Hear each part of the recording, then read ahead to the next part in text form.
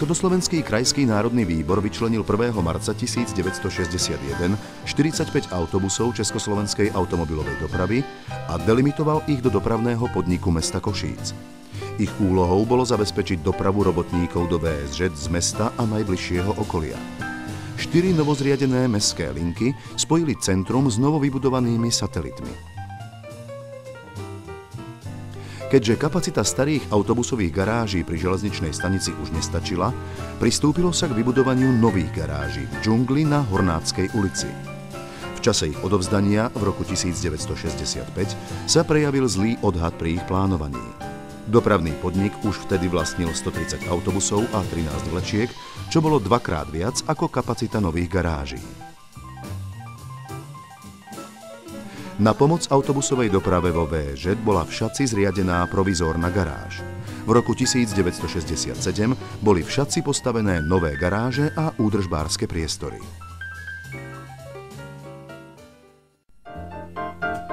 21. augusta 1968 vstúpili sovietske vojská do Košíc. Tento vpád poznamenal aj dopravu. Tanky zničili niektoré koľajnice a trolejové vedenia, čo vyradilo električkovú dopravu v mnohých častiach mesta. Najviac zničené bolo námestie Osloboditeľov. Po stiahnutí vojsk z mesta dopravný podnik musel obnovovať a nanovo budovať koľajové trate a trolejové rozvody. Život a rast mesta sa však nezastavil. Výstavba nových sídlisk Železníky, sídlisko nad jazerom, sídlisko Dargovských hrdinov, KVP a Ťahanovce ovplyvnila aj mestskú dopravu. Ak v roku 1970 žilo v meste iba 148 000 obyvateľov, tak v roku 1989 už to bolo 235 000 obyvateľov. V 70. a 80. rokoch sa hlavnou trakciou stala autobusová doprava. Za 20 rokov pribudlo v Košiciach vyše 20 nových autobusových liniek. Ku zvýšeniu efektivity prepravy prispelo zavedenie veľkokapacitných autobusov Ikarus. Po prechodnom období stagnácie sa vybudovali nové električkové trate. Po koľajniciach jazdia dvojčky, 2 spojené električky. V roku 1979 Košice ako prvé v Československu zaviedli trojčky, 3 spojené električky na rýchlodráhe do VSŽ. Významným medzníkom je 1. júl 1976. Týmto dátumom sa končí éra sprievodcov predávajúcich lístky v autobusoch a električkách. Zavádzajú sa lístky a ich predaj v stánkoch či priamo v DPMK. Bezpeňažný styk zrýchlil dopravu.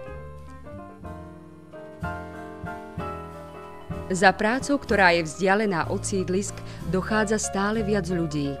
Jednosmerný prúd dopravy neustále zvyšoval nároky na počty vypravených vozidiel, ktoré v čase špičky prekračovali možnosti podniku. Preto sa Národný výbor rozhodol regulovať pracovný čas v podnikoch a začiatky vyučovania na školách. 17. decembra 1983 bola odovzdaná nová električková trať na sídlisko nad jazerom.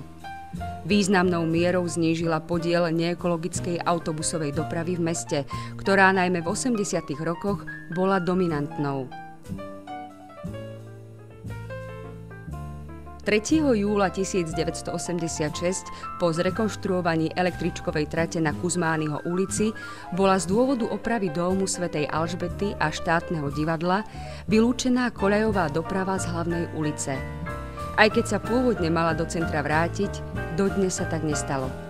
Dôvodom boli silné otrasy, ktoré pri prejazdoch električiek mohli ohrozovať stavby v centre mesta. Na druhej strane vylúčenie dopravy z hlavnej ulice pomohlo pri vytváraní pešej zóny v centre mesta.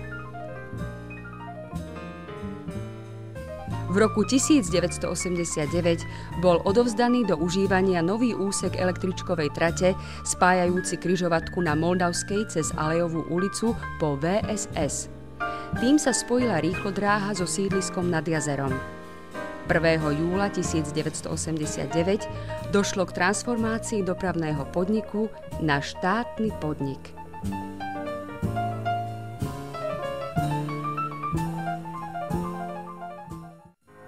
Spoločensko-ekonomické zmeny a rozvoj demokracie po novembri 1989 priniesli aj zmeny v postavení dopravného podniku. Menia sa priority a spôsob financovania mestskej hromadnej dopravy. Dochádza k prudkému poklesu štátnych dotácií, najmä vo vzťahu k cenám vstupov. Situácia sa rapídne mení v roku 1996, keď dochádza k transformácii dopravného podniku na mestskú akciovú spoločnosť DPMK a.s. Stabilizovali sa dotácie zo štátneho rozpočtu a väčšia zodpovednosť za dotovanie mestskej hromadnej dopravy prešla na mesto.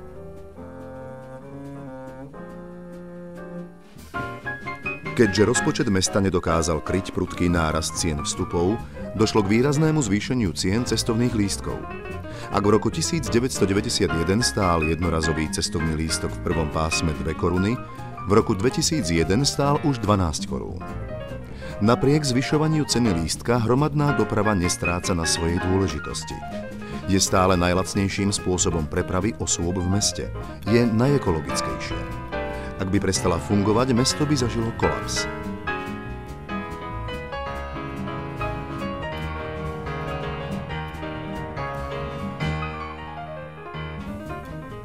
Neustále narastá počet individuálnych motoristov, prejavuje sa nedostatok parkovacích plôch a znižuje sa priepustnosť ciest. Aj preto význam mestskej hromadnej dopravy a jej modernizácie narastá a je nevyhnutnou súčasťou rozvoja mesta.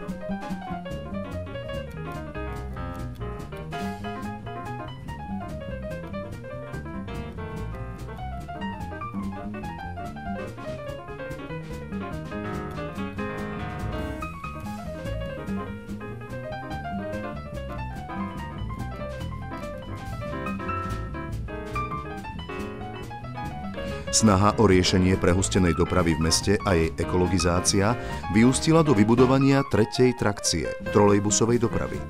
Po električkách a autobusoch začínajú od roku 1993 premávať v meste trolejbusy.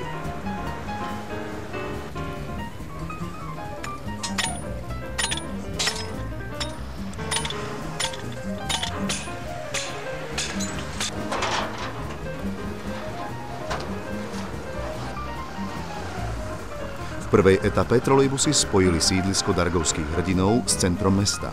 V druhej námestie Maratónca mieru s námestím Osloboditeľov. V tretej a štvrtej etape sa dobudovalo prepojenie na sídlisko Terasa, KVP a Myslavu. A tak v roku 1999 došlo k prepojeniu centra s najvýchodnejšími a najzápadnejšími sídliskami mesta.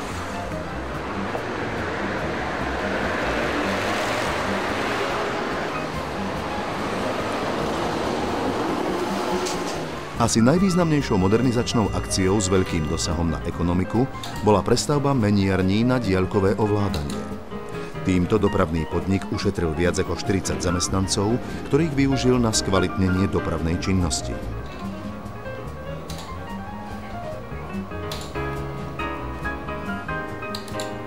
Chod meniarní kontroluje dispečer priamo z elektrodispečingu v podniku a v prípade poruchy posiela na miesto poruchy zamestnancov.